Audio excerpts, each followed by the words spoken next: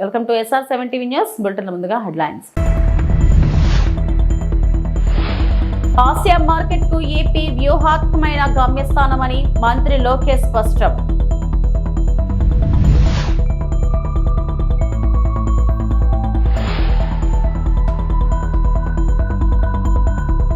తిరుమల శ్రీవారికి కానుకగా 2.4 కోట్ల విలువైన బంగారు శంఖ చక్రాలు.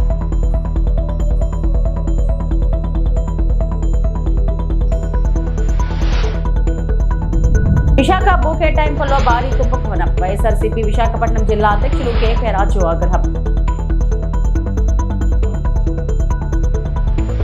భారతదేశంలో తమ కార్యకలాపాలను విస్తరించడం ద్వారా విస్తృత ఆసియా మార్కెట్ ను యాక్సెస్ చేయాలని చూస్తున్న వ్యాపార సంస్థలకు ఆంధ్రప్రదేశ్ వ్యూహాత్మకమైన గమ్యస్థానంగా ఉందని రాష్ట్ర విద్య, ఐటీ, ఎలక్ట్రానిక్స్ శాఖల మంత్రి నారా లోకేష్ పేర్కొన్నారు. ఐటీ, ఎలక్ట్రానిక్స్, సెమీ కండక్టర్స్ మరియు ఇన్నోవేషన్స్, ఎకోసిస్టమ్స్, ఏఐ, ఫిన్టెక్ రంగాల్లో ఆంధ్రప్రదేశ్ ను భవిష్యత్తులో శక్తివంతం చేయడం అనే అంశంపై సింగపూర్ షాంగ్రీలా హోటల్లో ఏర్పాటు చేసిన బిజినెస్ రౌండ్ టేబుల్ సమావేశంలో మంత్రి నారా లోకేష్ పాల్గొన్నారు.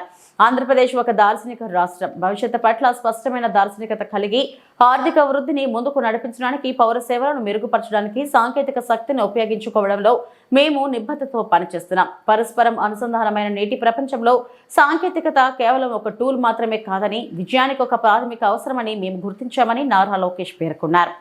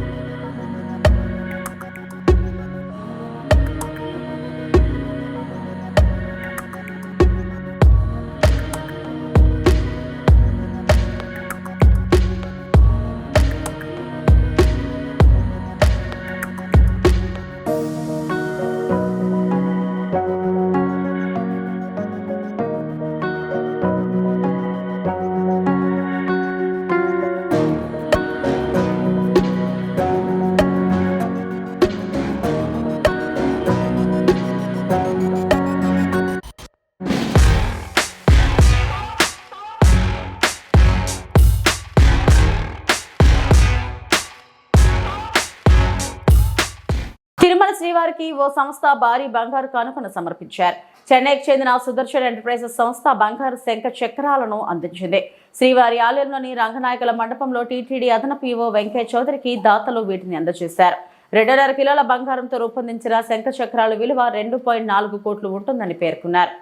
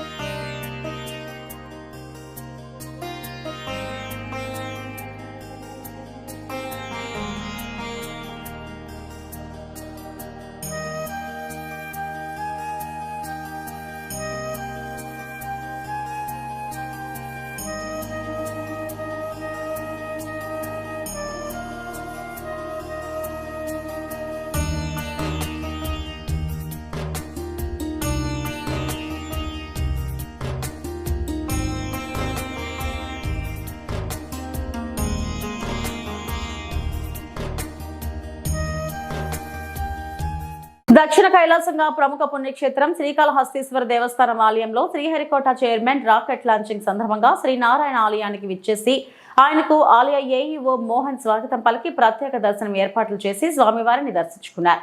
అనంతరం మృత్యుంజయ స్వామి వద్ద శ్రీహరికోట చైర్మన్ కి స్వామివారి చిత్రపటాన్ని తీర్థ ప్రసాదాలను అందజేశారు. కార్యక్రమంలో శ్రీహరికోట పిఆర్ఓ శ్రీహరి, శ్రీకాళహస్తీశ్వర దేవస్థానం అధికారులు నాగభూషణ్ రవి తదితరులు పాల్గొన్నారు.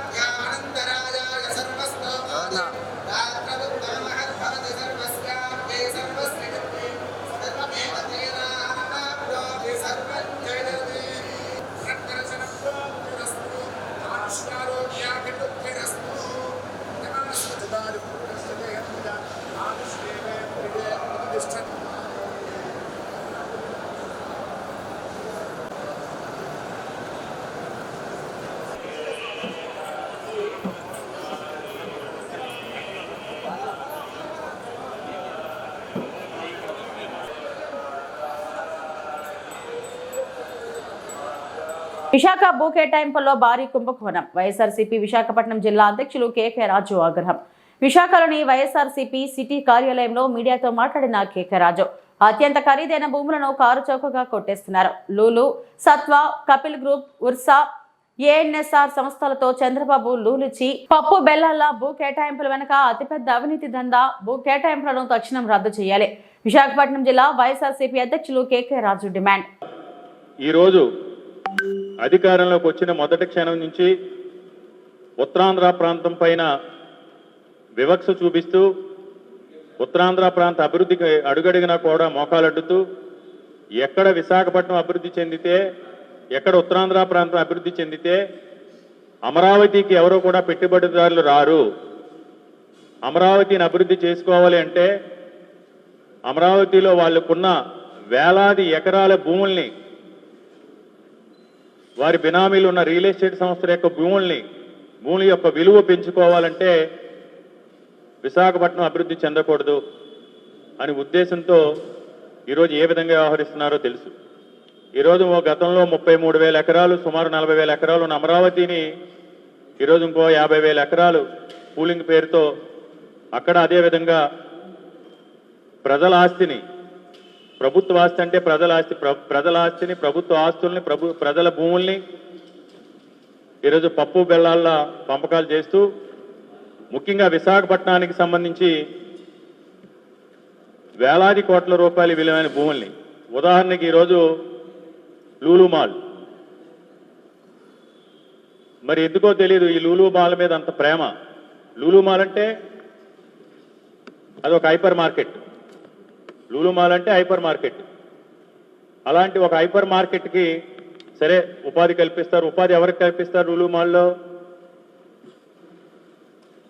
సేల్స్ సంబంధించి మన ఏదైతే సూపర్ మార్కెట్లు ఉన్నారో అలాంటి ఉద్యోగాలే కల్పిస్తారు. అంతే కదా. లూలు మాల్కి సంబంధించి లక్షలాది జీతాలు వచ్చే జీతాలు ఇచ్చే ఉద్యోగాలు ఏమి లూలు మాల్లో కల్పించారు కదా. 10,000 15,000 రూపాయలు. ఎందుకంటే హైదరాబాద్లో లూలు మాల్లో చూసినా లేకపోతే ఇంకో చోట లూలు మాల్లో చూసినా మ్యాక్సిమం 15,000 20,000 శాలరీ పే స్కేల్ ఉండే ఉద్యోగాలు మాత్రమే కల్పిస్తారు. ఈరోజు అదే లూలు మాల్ మీరు అదే లూలు మాల్ 13.5 ఎకరాలని మీరు 99 సంవత్సరాలు లీజుకి ఇచ్చారు కదా. మరి అందరూ చెప్తుంది ఏంటంటే ఇంకా ఏదో నామినల్గా ఎంతో కొంత రూపాయో పాపాయో రాసుకోవాలి కాబట్టి రాసి ఇచ్చారు. ఈరోజు అదే కనుక మీరు చెప్పారు, చంద్రబాబు నాయుడు గారు ముఖ్యమంత్రి అయిన తర్వాత ఒక మీటింగ్లో నాకు చాలా చేయాలనుకున్నాను, సంక్షేమ పథకాలన్నీ కూడా అమలు చేయాలనుకున్నాను, సూపర్ 6 సూపర్ 7 కూడా అన్ని సంవత్సరంలోపే చేయాలనుకున్నాను, కానీ ఖజానా ఖాళీ అని. అంటే ఖజానా ఖాళీ అవటానికి కారణం ఇక్కడ ఖజానాలో ఉన్న డబ్బులు సింగపూర్ తరలిపోతున్నాయా, లేతే లూలు లాంటి సంస్థలకి ఈరోజు లూలుకు సంబంధించి ఆ ప్రాపర్టీ వాల్యూ సరే ఖజానా ఖాళీ అయిందన్నారు, అది ప్రభుత్వ ఆస్తి. మీరు ప్రభుత్వ ఆస్తిని ఆదాయ వనరుల కింద మార్చాలనుకోండి, మీరు సంపద సృష్టిస్తానన్నారు కదా. ఒక మాదిరి బిల్డర్ని అడిగినా చెప్తాడు, అది కనుక ఒక కమర్షియల్ ప్రాజెక్టుగా ప్రభుత్వమే పీపీపీ మోడల్లో మార్చితే, ఏదైతే లూలు మాల్కి సంబంధించి 13.5 ఎకరాల భూమి అయితే ఉందో దాన్ని పీపీపీ మోడల్లో కనుక మీరు ప్రభుత్వ ఆస్తిని సంపద సృష్టించాలనుకుంటే సుమారు దాంట్లో తక్కువలో తక్కువ వేసుకుంటే 40 లక్షల ఎస్ఎఫ్టీ కన్స్ట్రక్షన్ చేయొచ్చు.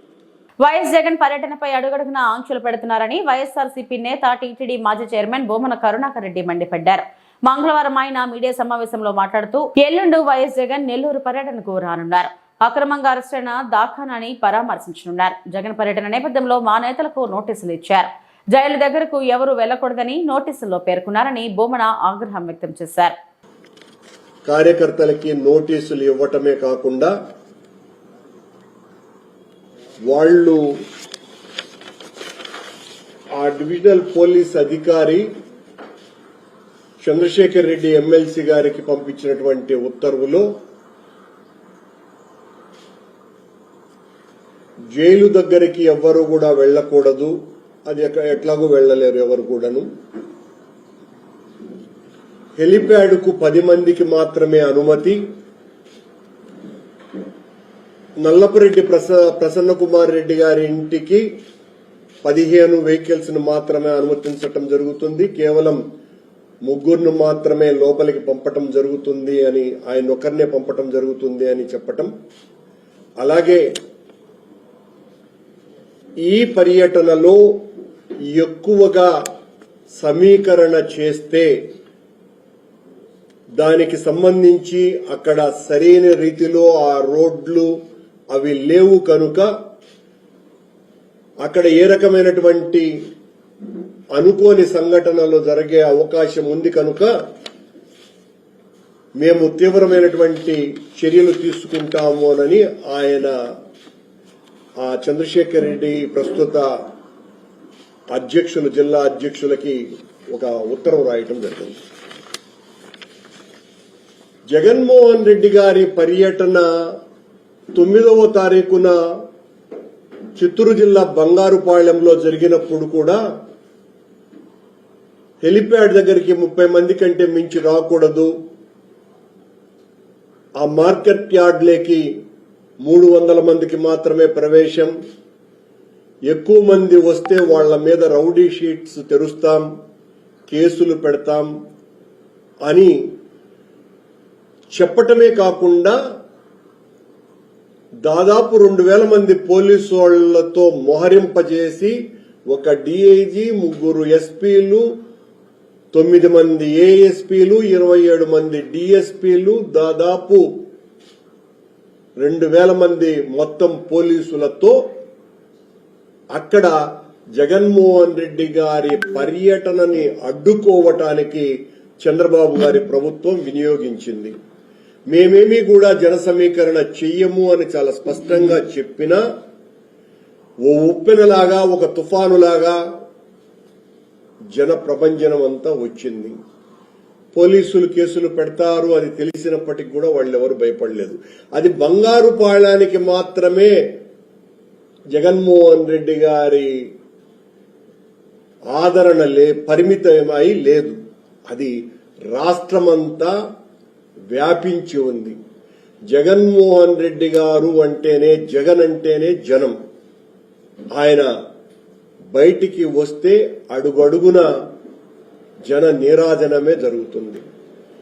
రేపు 31వ తారీఖున ఆయన పర్యటనలో కూడా ఆయన వచ్చేది పరామర్శకు, అది పర్యటన అనే కార్యక్రమంగా కంటే ఆ పరామర్శకు వస్తున్న సందర్భంలో మా పార్టీ ఏ రకంగానూ జన సమీకరణ చెయ్యదు. మేము జన సమీకరణే చెయ్యదలుచుకుంటే దాని స్థాయి వేరే రకంగా ఉంటుంది. మీరు 10 మంది కూడా రాకూడదు, ఆయన వెనకల ముగ్గురు కూడా ఉండకూడదు అని మీరు మా పార్టీ నాయకులను బెదిరించేటట్టుగా మీరు తాకీదులు ఇచ్చినంత మాత్రాన జనం రారు అనుకుంటే పొరపాటు. జనాదరణ కలిగినటువంటి వాళ్ళకి జనాన్ని రాకుండా ఆపగలగటం అన్నది సాధ్యం కాదు. డాక్టర్ బిఆర్ అంబేద్కర్ కోనసీమ జిల్లా కొత్తపేట నియోజకవర్గం ఆత్రేయపురం మండలంలో ఆంధ్రప్రదేశ్ రాష్ట్ర మాజీ ముఖ్యమంత్రి వర్యులు శ్రీ వైఎస్ జగన్మోహన్ రెడ్డి ఆదేశాల మేరకు రాష్ట్ర వ్యాప్తంగా జరుగుతున్న బాబు షూరిటీ మోసం గ్యారంటీ కార్యక్రమం ఈ రోజు కొత్తపేట నియోజకవర్గంలో ఆత్రేయపురం మండలంలో మండల కన్వీనర్ కానుమూరి శ్రీనిరాజు అధ్యక్షతన నిర్వహించబడింది. ఈ కార్యక్రమంలో ముఖ్య అతిథిగా డాక్టర్ బిఆర్ అంబేద్కర్ కోనసీమ జిల్లా వైఎస్ఆర్ కాంగ్రెస్ పార్టీ అధ్యక్షులు చెర్ల జగ్గిరెడ్డి, ఆయనతో పాటు కొత్తపేట నియోజకవర్గ పరిశీలకులు సిరిపురపు శ్రీనివాసరావు పాల్గొన్నారు. అలాగే ఈ కార్యక్రమంలో జడ్పీటీసీ, ఎంపీపీ, ప్రజాప్రతినిధులు, కార్యకర్తలు పాల్గొన్నారు.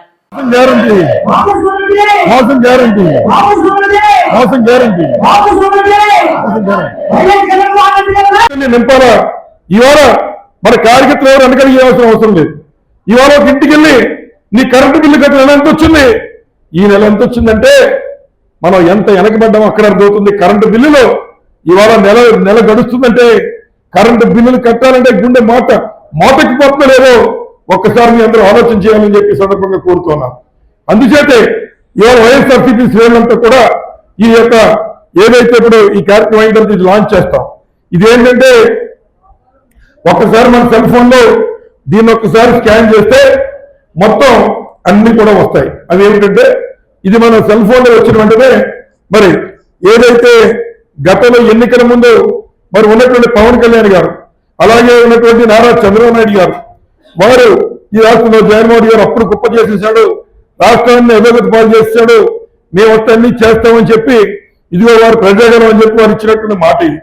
ఇందులో మరి వారు ఇంకో మాట కూడా చెప్పారు. అదేంటంటే మేమిద్దరం కలిపి సూపర్ 6 హామీలు ఇస్తున్నాం. మరి ఈ సూపర్ 6 హామీలు ఏంటంటే మొట్టమొదటిగా మరి 20 లక్షల ఉద్యోగాలు పట్టుకొచ్చి యువతకి ఇస్తామన్నాడు.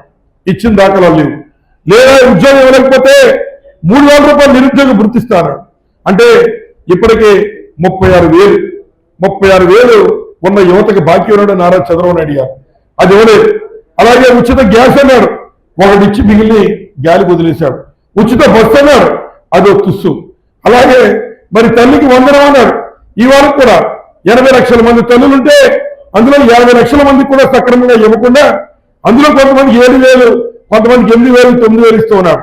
కొంతమందికి అయితే ఎస్సీ/బీసీలకి కేంద్ర ప్రభుత్వం నుంచి మా వాటా రావాలి, ఆ వాటా వచ్చి ఇస్తాం, మిగిలింది మీకు ఏత్రం అని చెప్పి 5,000, 6,000 వేసే పరిస్థితి నా దగ్గర ఆల్రెడీ వీడియోలు ఉన్నాయి. ఆ రకమైన కార్యక్రమం చేస్తూ ఉన్నాడు. అలాగే మరి ఏదైతే ఎస్సీ/ఎస్టీ/బీసీ మైనార్టీలు ఎవరైతే 50 సంవత్సరాలు దాటాయో వారికి పెన్షన్ ఇస్తారని చెప్పాడు. ఇంతవరకు ఎస్సీ/బీసీలు ఎవరికైనా 50 సంవత్సరాలు దాటిన వారికి పెన్షన్ ఇచ్చిన దాఖలాలు లేవు. మరి ఎన్ని చెప్పి మరి ప్రజల్ని మోసం చేసినప్పుడు మనం కూడా ప్రజల వద్దకు వెళ్ళి వారిని చైతన్యపరిచే కార్యక్రమం చేయాలి. ఎందుకంటే మామూలుగా మన ఇంట్లో ఆడవాళ్ళు మనం రావులపురం లేకపోతే రాజమండ్రి వెళ్తాం. ఎందుకు ఏమన్నా కొనుక్కోవడానికి. ఏ టీవీలో కొనాలనుకోండి, ఏమడుగుతాం? గ్యారంటీ ఉందా, వారంటీ ఉందా అని అడుగుతాం. ఆడు గ్యారంటీ లేదు, వారంటీ లేదు వచ్చేస్తాం బయట. లేదా 5 సంవత్సరాలు గ్యారంటీ, 10 సంవత్సరాలు వారంటీ అంటాడు. ఏలూరు జిల్లా కామవరపుకోటలోని లక్షలాది రూపాయలు పెట్టుబడి పెట్టి నిరుపయోగముగా మారిన చెత్త నుండి సంపద తయారీ కేంద్రం. ఈ కేంద్రంలో ప్లాస్టిక్ వ్యర్థ పదార్థాలు రీసైక్లింగ్ చేసే మిషనరీ ప్రస్తుతం పనిచేయడం లేదు. చెత్త సేకరించి సైకిల్ కూడా మూలన పడింది. ఈ కేంద్రం ముఖ్య ఉద్దేశం పంచాయతీలోని చెత్తను ట్రాక్టర్ ద్వారా సేకరించి ఇందులో ఉన్న ప్లాస్టిక్ వ్యర్థ పదార్థాలు, గాజు సీసాలు, అట్టపెట్టెలు వేరు చేసి రీసైక్లింగ్ ద్వారా పంచాయతీకి ఆదాయాన్ని చేకూర్చడం. ఈ కేంద్రంలో సేంద్రియ ఎరువును వానపాముల ద్వారా తయారు చేసి రైతులకు కేజీ ఒక్కింటికి 7 రూపాయలు చొప్పున అమ్మి పంచాయతీకి ఆదాయం చేకూర్చుతున్నారు. దీనికి ఆనుకొని డంపింగ్ యార్డ్ ఉండటం వల్ల పంచాయతీ సేకరించిన చెత్తను, ప్లాస్టిక్ వ్యర్థాలను తగులపెట్టడం వల్ల ఈ రోడ్డు గుండా ప్రయాణించే ప్రజలు మరియు చుట్టుపక్కల గ్రామస్తులు కాలుష్యానికి గురి కావాల్సి వస్తుందని ఆవేదన వ్యక్తం చేస్తున్నారు. ఇప్పటికైనా అధికారులు స్పందించి స్థానికులు కాలుష్యానికి గురి కాకుండా తగిన చర్యలు తీసుకోవాలని తెలిపారు.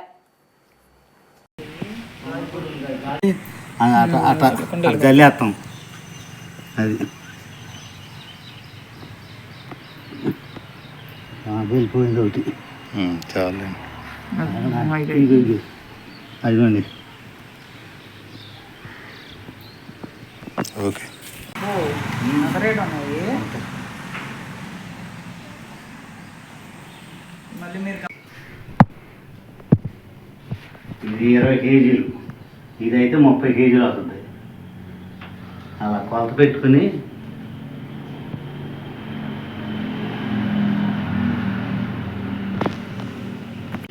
అలా ఆ రోజులు అక్కడ ఉండిపోయింది. లేకపోతే ఈ కవర్ ఆడే ఇప్పుడు పేపర్ని ఏం చేస్తాయండి ఇవి?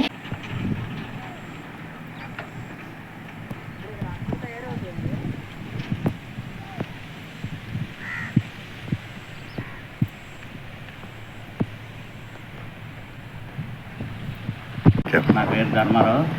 ఇక్కడికి మాకు పొద్దున్నే ఓ రేకులు వచ్చి కూరగాయలు పోతాయండి. ఇక్కడ కూరగాయలు పోతే వాళ్ళు ఆడవాళ్ళు ఏరుకుంటారు. ఏరి తొట్టులో పోసి అవి ఏం చేస్తాం, అవి 3 నెలలకే అవి అట్ట పొలబెట్టి దాన్ని ఎరువు కలిపి తొట్టులో పోసి, తొట్టులోనేమో మామూలుగా వానపాములు వేసి గోళ్ళు కప్పేసి తడుపుకుంటా అవి వారానికి ఒకసారి ఎరువు వస్తుందండి.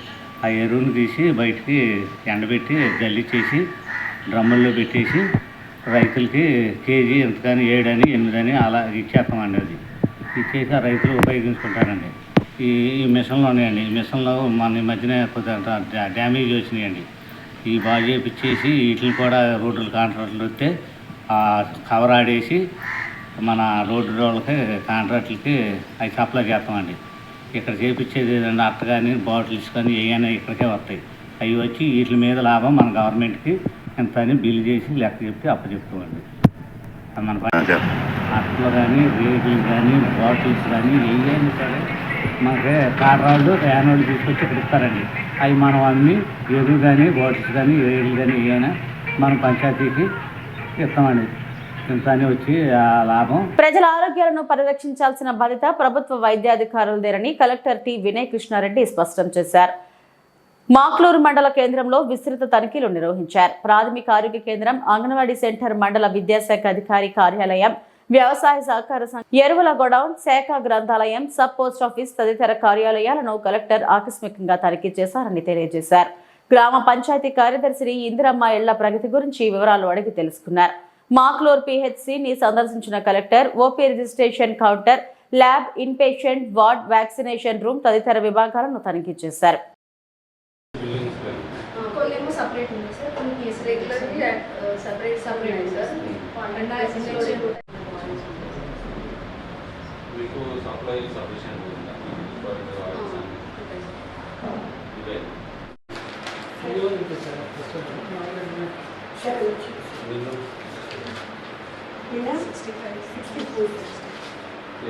కంప్లైంట్ సార్, ఫింగర్తో ఇస్తారు. కోల్డ్, కాఫ్, ముందు ఇంజురీ, అలర్జీ, ఇన్వెస్టిగేషన్స్ కోసం కూడా వస్తారు. ఫీవర్తో వచ్చిన వాళ్ళని మీరు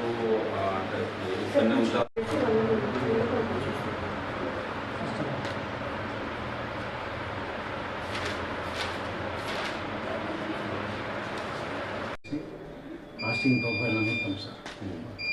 RFT, LFT, kidney test, diagnostic sir ఉంటారు సార్.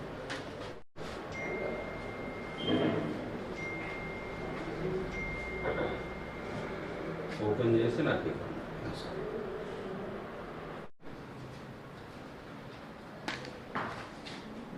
డెలివరీస్ కావాలి. ఇంతకు ముందు అవుతుంది సార్. ఇప్పుడు అవన్నీ అంటే మన జీజీహెచ్ 8 కిలోమీటర్స్ దగ్గర ఉంది కదా.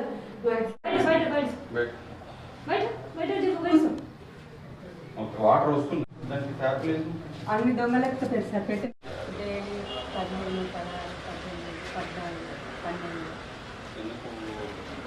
సగం మంది వస్తుందని అనుకుంటాయి, మిగతా వస్తాయి కానీ సార్కు కలుగు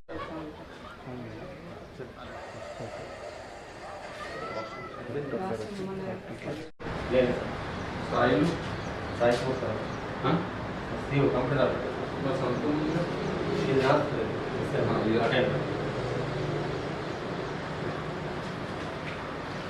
ఇద్దరు జిల్లా ఇక్కడ సన్న సాయి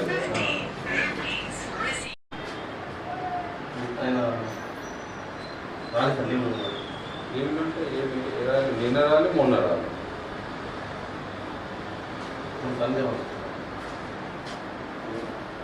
మొన్న 27 సండే సండే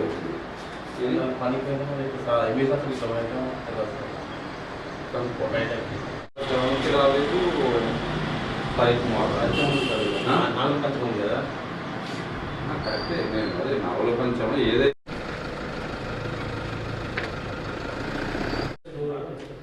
ఇది వచ్చి కూడా వారం లేదు సార్. వారం ముందు కూడా వారం నుంచి మీరు సఫిషియెంట్గా అంటే ముందు పేమెంట్ చేసుకుంటా పేమెంట్ ఇప్పుడు మొక్కజొన్నది పడిపోయింది కదా డోసు అయిపోయింది 234 బ్యాగ్స్ ఒకటి బోర్డు పెట్టింది ప్రజెంటేషన్లో పెడతాం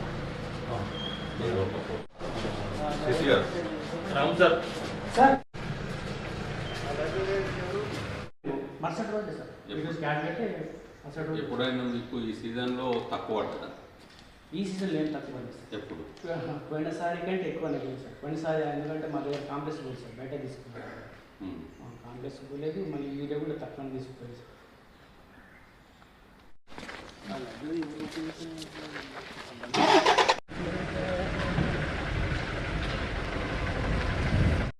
ఇరవై 29 ఇక్కడ నుండి రాదు.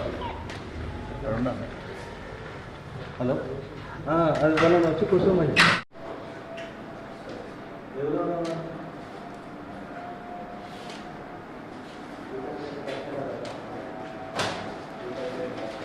మరి ఇది ఈనాడు ఈనాడు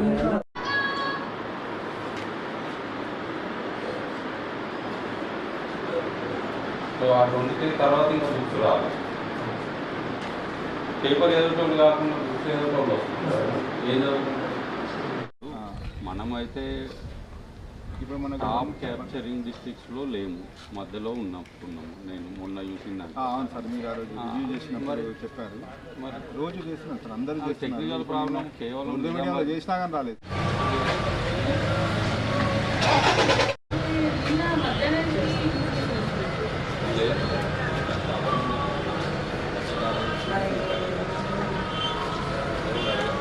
ఇప్పటి నుండి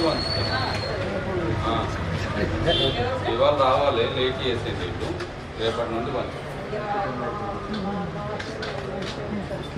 సరే రేపు వస్తుంది. ఇవి ఇప్పటివరకు నా బులెటిన్ అప్డేట్స్. నమస్తే.